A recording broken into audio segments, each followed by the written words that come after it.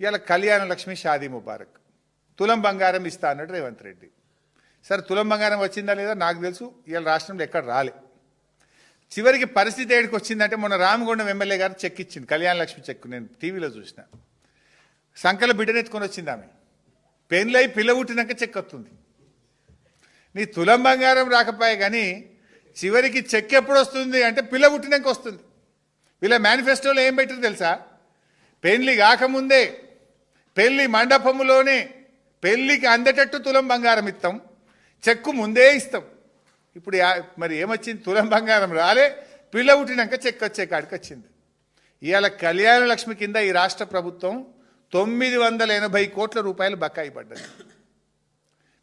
మనం కేసీఆర్ గారు ఆ పథకం ఇచ్చిన ఉద్దేశం ఏంది? పేదవాడికి ఆడబిడ్డ పెళ్లికి తోడు కావాలి, ఆసర కావాలి, ఎంతో కొంత సహాయం అందాలని కేసీఆర్ గారు కళ్యాణ లక్ష్మి తెచ్చిండ్రు. కానీ రేవంత్ వచ్చినాక ఆ పథకాన్ని నీరు గార్చిండ్రు. పెళ్లికి సాయం అందిస్తావా, పిల్లకు 21 దినానికి ఇస్తావా? నువ్వు దేనికి ఇస్తున్నావు అసలు? నువ్వు ఇవాళ సంవత్సరాల తరబడి ఎస్సీ ఎస్టీ బీసీ మైనార్టీల కళ్యాణ లక్ష్మి చెక్కులు పెండింగ్లో పడ్డాయి. 980 కోట్ల రూపాయలు ఈరోజు ఈ ప్రభుత్వం బకాయి పడ్డది.